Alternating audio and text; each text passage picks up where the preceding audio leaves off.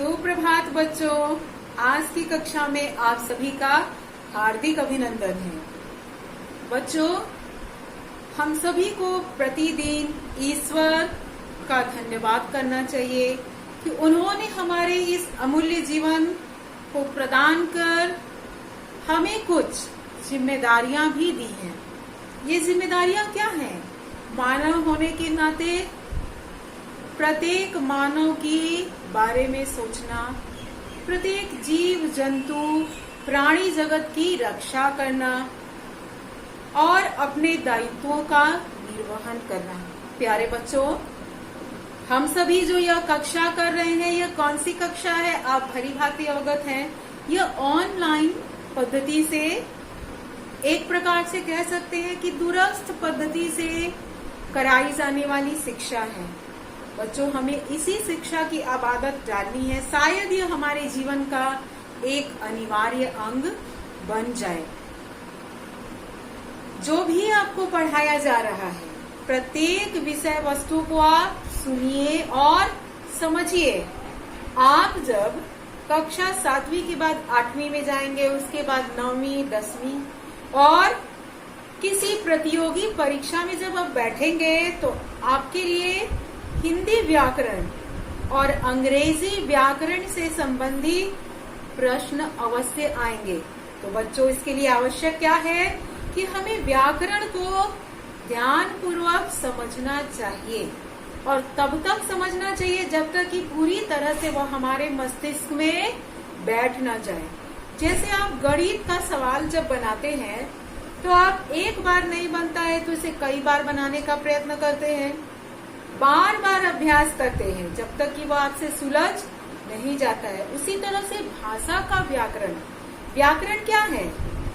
व्याकरण वह नियम है जो हमें भाषा का शुद्ध रूप का ज्ञान कराता है कि भाषा को हमें कैसे बोलना चाहिए, कैसे लिखना चाहिए, कौन से शब्द में हम कौन सा शब्दांश मिला है और नए नए शब्दों का उसमें निर्माण हुआ है। भाषा में कई दूसरी भाषाओं के शब्द हैं, तो इस तरह से हम उसको जान पाते हैं, शुद्ध लिख पाते हैं, बोल पाते हैं।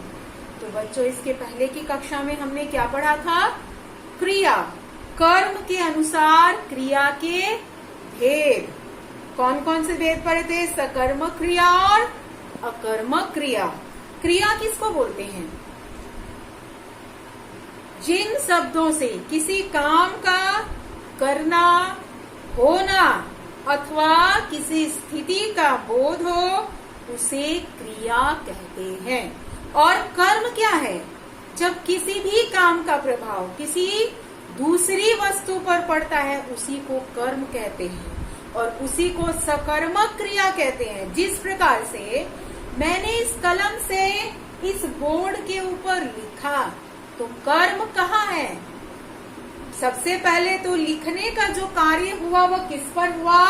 इस बोर्ड के ऊपर हुआ। किसके माध्यम से हुआ? इसके माध्यम से। तो ये भी कर्म है और ये भी कर्म है। इस समय दो कर्म है, द्विकर्मक। केवल एक ही कर्म नहीं हो सकता है, द्विकर्मक क्रियाएं भी होती हैं।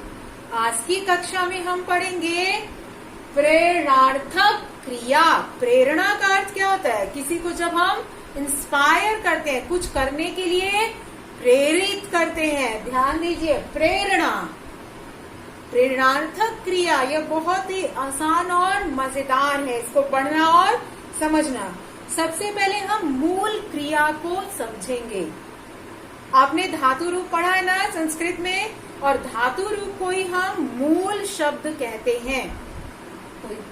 ध्यान दीजिए, मूल क्रिया, जो क्रिया मूल धातु से बनती है उसे मूल क्रिया कहते हैं।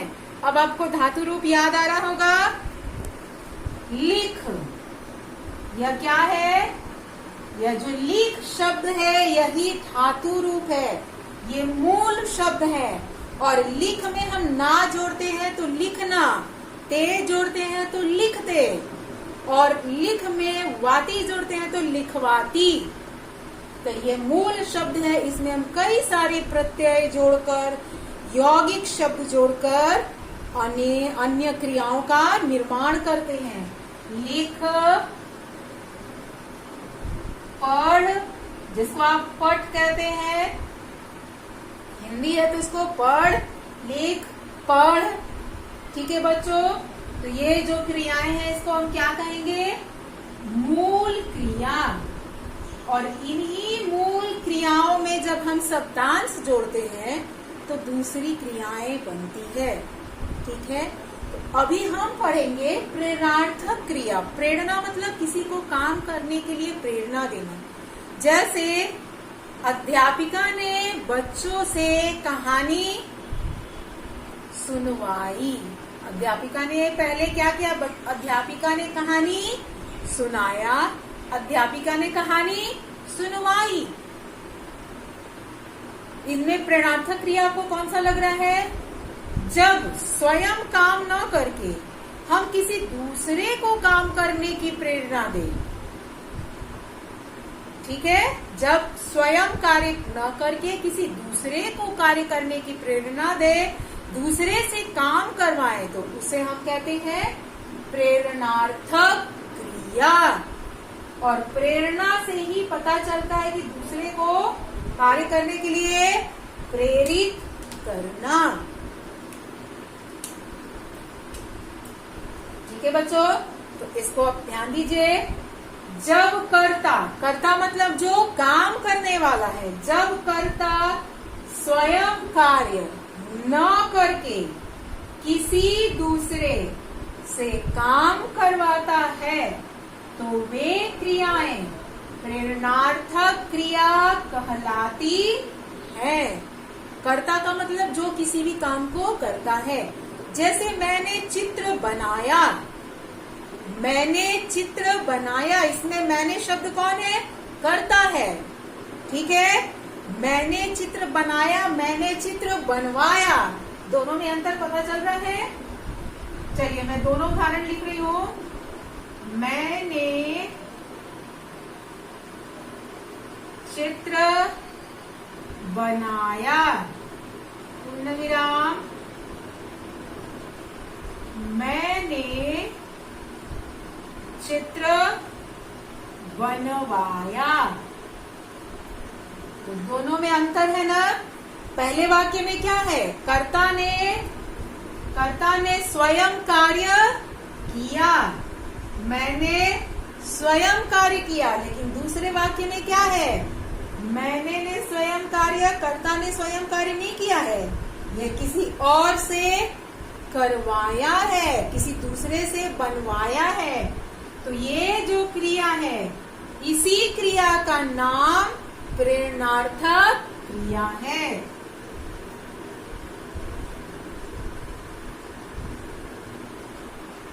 बच्चों पुनः समझ लीजिए कि प्रेरणार्थक क्रिया क्या है? जब कर्ता स्वयं कार्य न करके किसी अन्य से कार्य करवाता है तो वे क्रियाएं प्रेरणार्थक क्रिया कहलाती हैं। आमतौर पर क्या होता है कि काम को हम स्वयं करते हैं, लेकिन कई बार हम दूसरे से काम करवाते हैं, तो ऐसी क्रियाएं प्रेरणार्थक क्रियाएं कहलाती है। और अब हमें ध्यान देना है कि कौन कौन सी इसमें मूल क्रियाएं आपको दिख रही है। मूल क्रिया क्या है? बन। ठीक है, बनाया, आया, बनवाया, यहाँ पर वाया। तो मूल क्रियाओं में यौगिक क्रियाएं जुड़ी हुई हैं। अब हम प्रेरणार्थक क्रियाओं के भेद को देखेंगे। ठीक है बच्चों,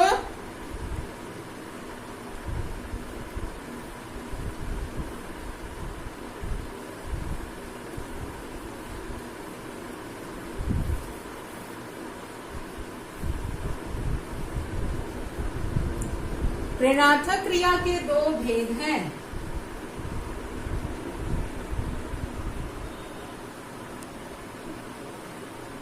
सबसे पहला है प्रथम प्रेरणार्थक। बच्चों ध्यान से समझ लीजिएगा, आपके पुस्तक में नहीं है लेकिन हमें जानना आवश्यक है। प्रथम प्रेरणार्थक और दूसरा है द्वितीय प्रेरणार्थक।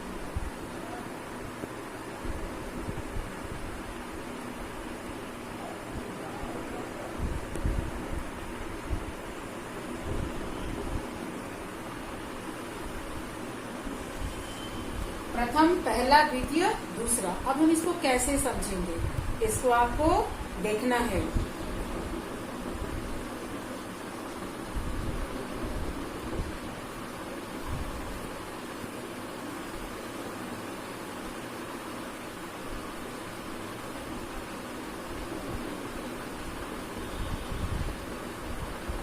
बच्चों, यहाँ पर मैंने 3 शब्द दिए हैं।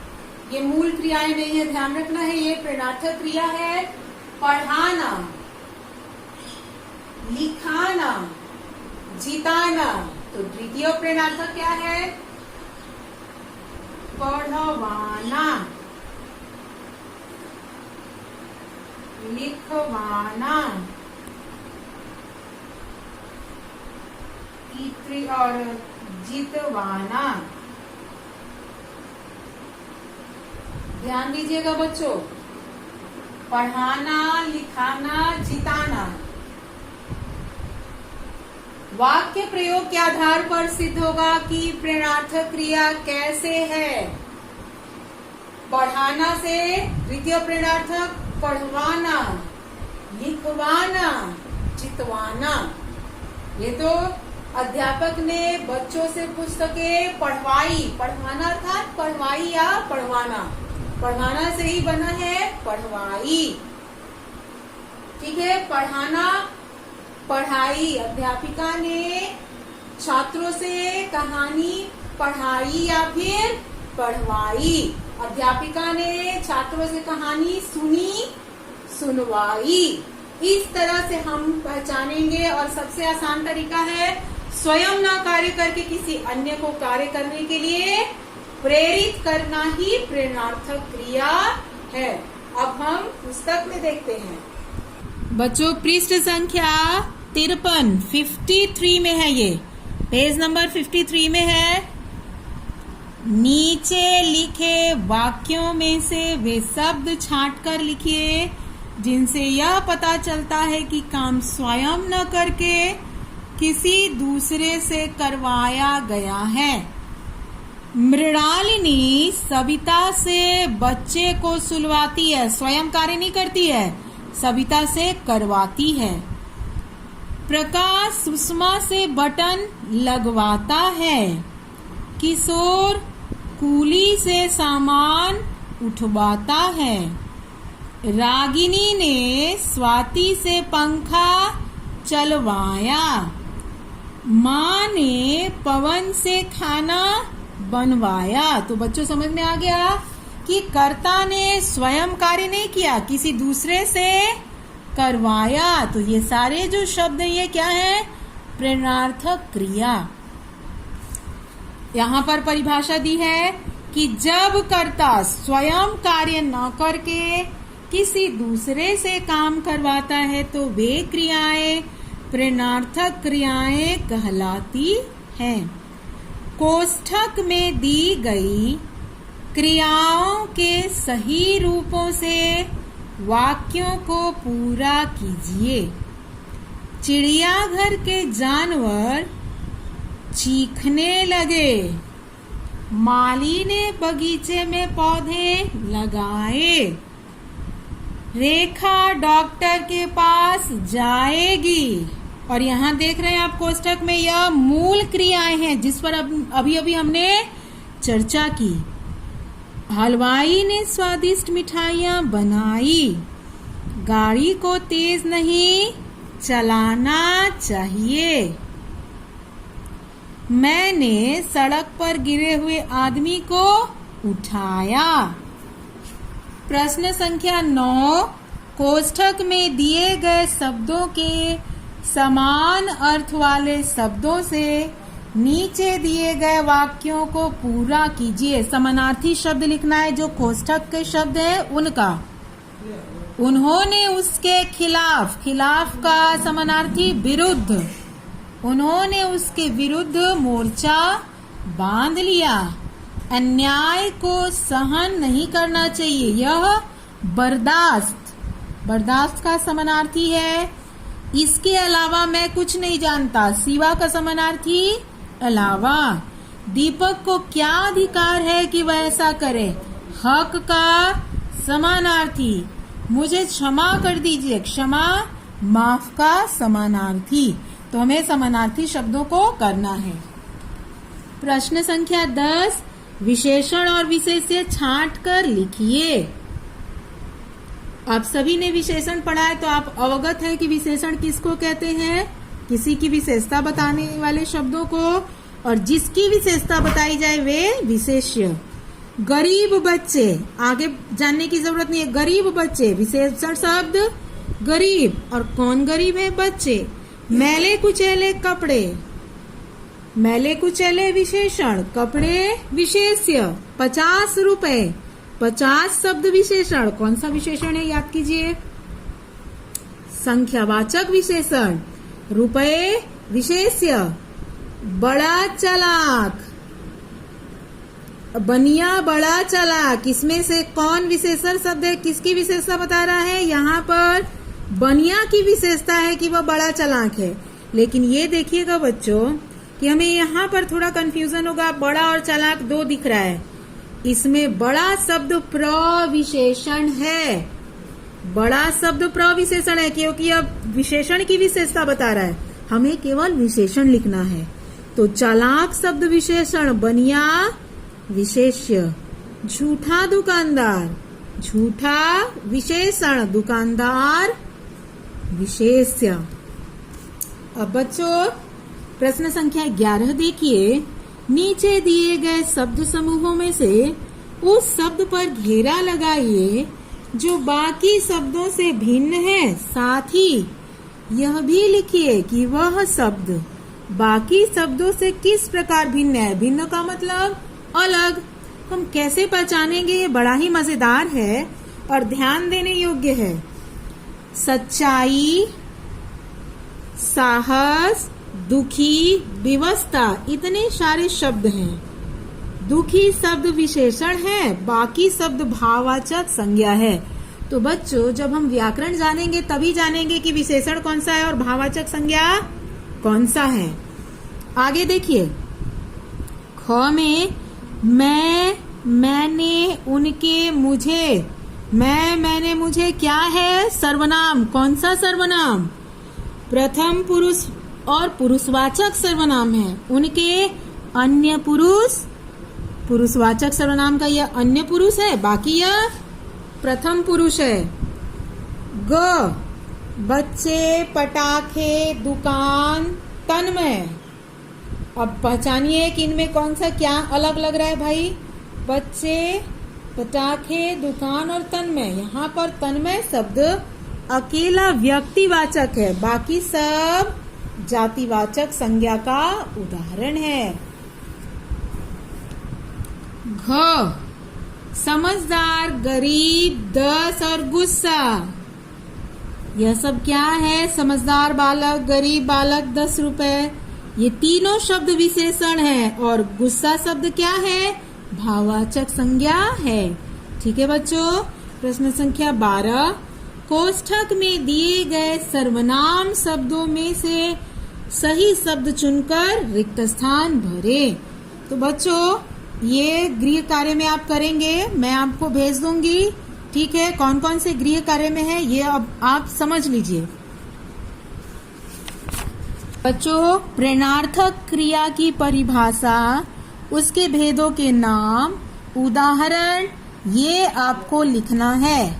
ठीक है, ये इसके उपरांत प्रश्न संख्या 9, प्रश्न संख्या 9, 10, प्रश्न संख्या 12, प्रश्न संख्या 13, प्रश्न संख्या 9, 10, 12, 13 प्रेरणार्थक क्रिया, यही आज के लिए आप सभी का गृह कार्य है।